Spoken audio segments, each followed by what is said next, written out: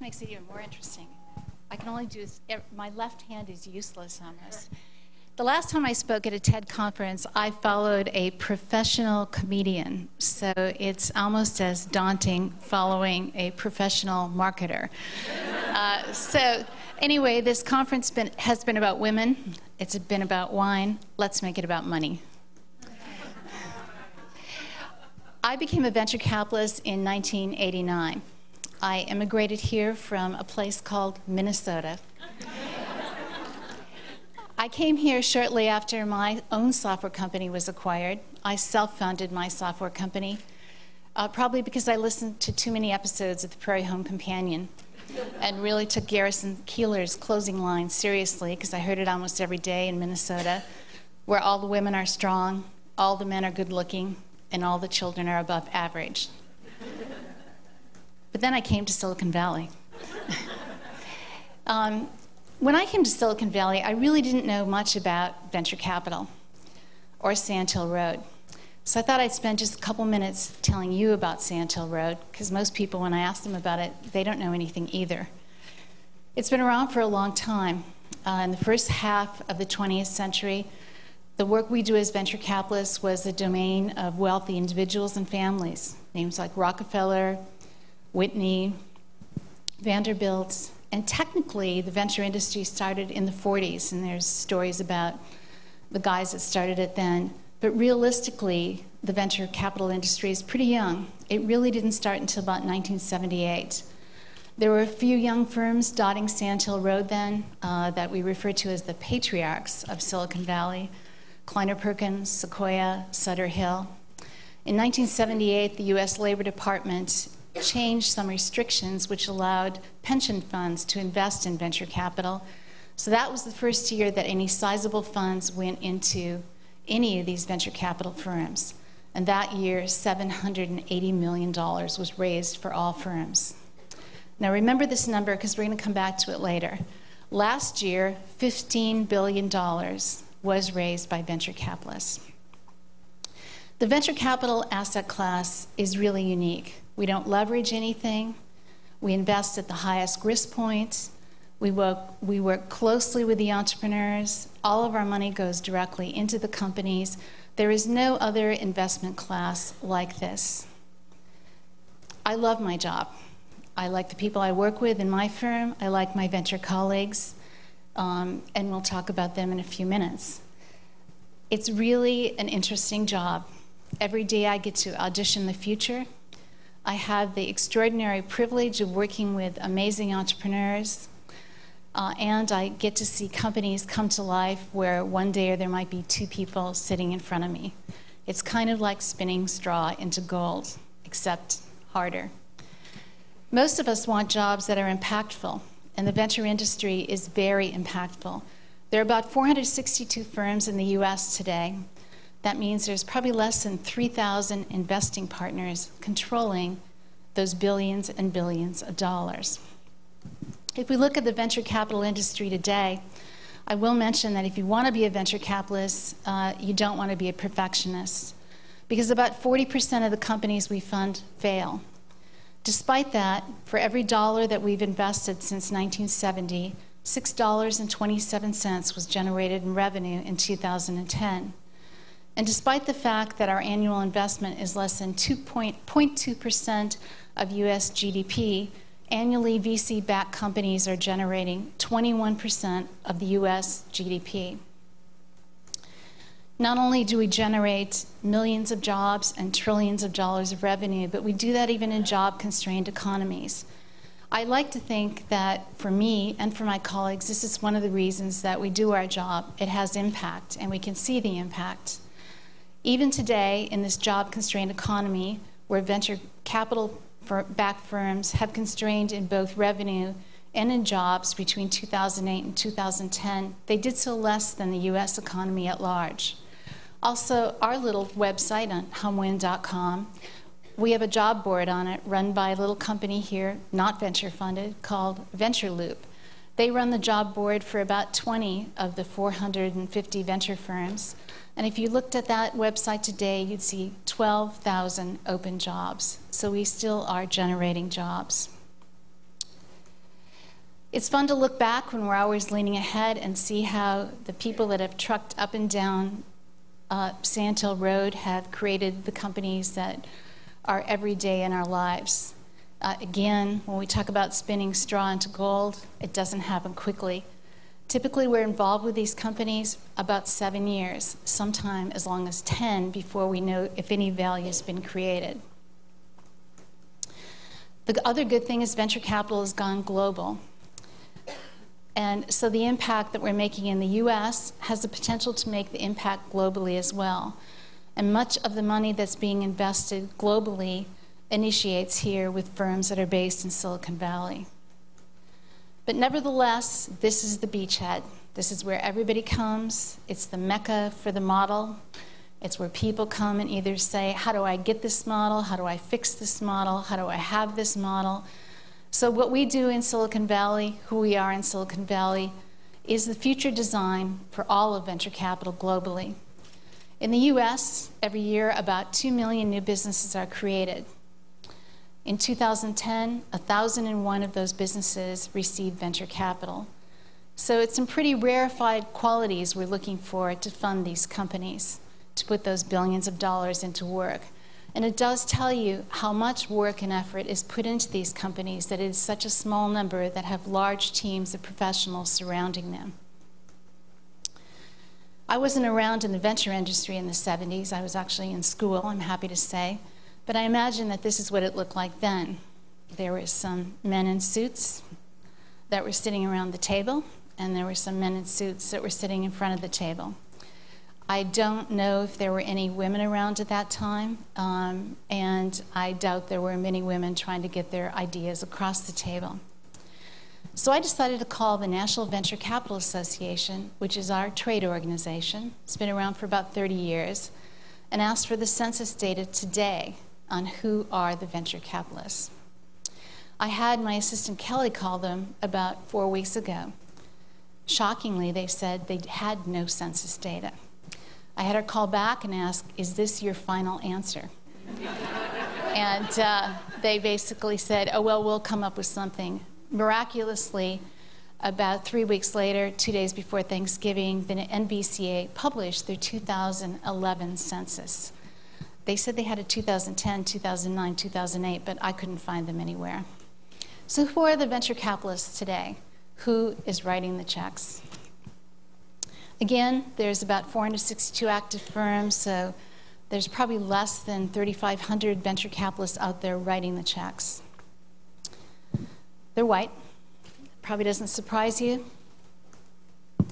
They're male.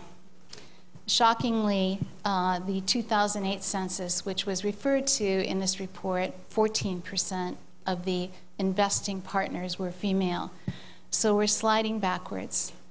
My hope in this presentation today is that I will motivate some of you to aspire to be actual venture capitalists, not just entrepreneurs, but the people who write the checks. You will note here on the gender that 18% of the investing partners in life sciences are female, and we'll come back to that as well. Venture capitalists have varied experience. There's an assumption that they all are in the companies that the venture capitalist funds, but that's not true. 9% are pure scientists, 26% are consultants, and most are half did not work in venture-backed companies. They are well educated, and as you can see, a good percentage of them come from Harvard and Stanford. A few other things about venture capitalists. If you actually join a firm too early, venture capitalists who start in their 20s tend to leave the firms, probably for the seduction of one of the great companies that they're funding. Most venture capitalists start in their 30s and work well into their 60s and work only for one firm. So once you're in, you're in. Venture capitalists, these white males, 80% of them are married, 75% have children, so they do know who women are. On average, venture capitalists work 60 hours a week, and I think that that might be an exaggeration for some. Some work more, some work less. But all in all, it is a profession where you do have a lot of control over your life. and the time to add additional things to make an impact as well. So now that we know who writes the checks, let's ask who gets funded. One of the qualities a venture capitalist has to have is they have to have a network. Networks become a big term. When we audition a summer associate, we always give them a task. Will come back to us with a deal. Frequently, they never come back, and in that case, they never get the job. But what we refer to in venture capitalists, this is our deal flow. Deal flow drives the quality of our firms. We want to make sure we see enough good entrepreneurs, enough good ideas, so that we get the pick of the litter.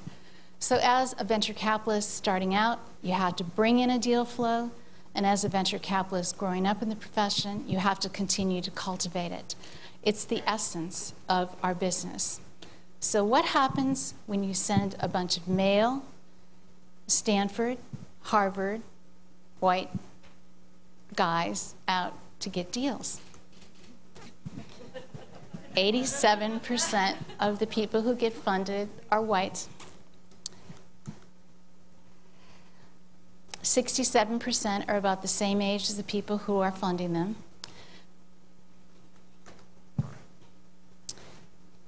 92% of the founders are male, even higher here in Silicon Valley. And 86% of the funding teams are 100% male.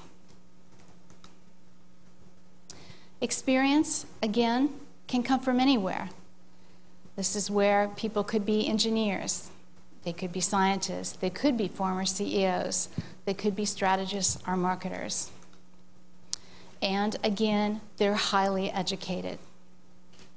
As you might see here, it looks like it's almost table stakes to have a master's degree to be funded or a fundee. But again, all the articles we read about, dropouts, wunderkinds, Indians, referring to earlier, the latest crop of women-led companies, those are the outliers today, not the main event. So what's wrong with this picture? Fortunately for me, when I became a venture capitalist, I didn't have any census data. What would I have done had I seen this data? John Hummer, our co-founding partner, stalked me for a year to be a venture capitalist. I wanted to be an entrepreneur. He said, no, we should do this software-only firm. If I had seen this data, I probably would have accepted it as a challenge. But I didn't have internet sites to search through where I probably was seeing rows and rows of male heads and rows of male testimonials. So I don't know what young women must think today. But to you, I would say, let's make this a challenge. So let's look at me for a second. Okay, I'm white, and it's actually Winblad from Minnesota.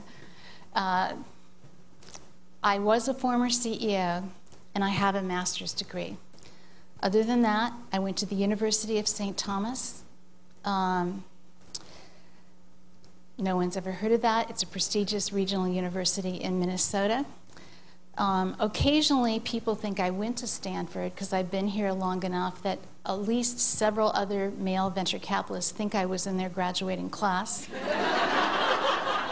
The word Harvard is frequently mentioned with my name in articles about me referring to a former boyfriend. But all in all, I did it the hard way. I funded my own company. I wouldn't recommend that. It is like spinning straw into gold. I had to perform a lot of unnatural acts until my company got very profitable. I raised my own fund with John Hummer. That's really hard as well. We picked 1988 to start raising our fund. No new venture fund had been created for 5 years. John forgot to tell me that. So 133 meetings later, we raised our first fund. We're going to jump to education here for a second, because I'm throwing this slide in as an extra. Your education matters. I sit on my university board, as I hope some others of you do. And as we know from our university boards, about 57% of the entering undergraduate classes are women. If it was just test-based, it would be even more. Then a very sad thing happens in the sciences. Only about 17 to 18% of the core sciences are women graduates. You'll notice that there is a bigger number in life sciences. Remember, again, there was a bigger number in investing partners in life sciences. This is probably more than a coincidence. Also in MBA enrollment, I put 33% here because those are the numbers at Stanford and Harvard, our top schools. But MBAs across the country only have 25% women enrollment. If table stakes is an advanced degree, you're not going to be at the table if you don't make this investment. I made my master's degree investment at the worst time in my life. I had undergraduate school loans. I was about ready to quit my job to start my own software company, and the time commitment was grueling to do all of this at the same time, but it was worth it. This is a situation where we have no constraints imposed on us but ourselves to change our educational system. Let's look at the future here for a moment, because it is getting extremely brighter. This is just a few venture firms. One I would like to point out is Kleiner Perkins. Today there are 9 women investing partners at Kleiner Perkins. Veterans like Mary Meeker, young up-and-comers like Trey Vassallo in clean tech, or Eileen Lee in digital. Teresa at Excel recently led Imperva to an IPO, and not her first IPO as the only woman investor in that firm. Deborah Farrington started StarVest 10 years after I co-founded Hummer Winblad. Her first investment was an unknown company out here called NetSuite, where she managed to convince them to take one outside investor, her firm. Today, NetSuite has a $3 billion market cap. No one invited these women in. They wanted these jobs, and they've earned them, and they are our stars of the future. My hope is that some of you will be inspired to want the job that I have today. It's really interesting. I have men calling me all the time asking, how do I become a venture capitalist? I have fathers of young men calling me now, asking me how their sons can become venture capitalists. No mother in 23 years has called me asking me how their daughter could be a venture capitalist. So perhaps you can tuck that under your hat as well. But my hope is that in the near future, as we are in the 21st century, that there will be another woman standing in front of you who's a venture capitalist and telling you that women had reached their equal seat at the venture capital table, and then Silicon Valley and Sand Hill Road will have a venture capital model we can indeed be proud of. Thank you.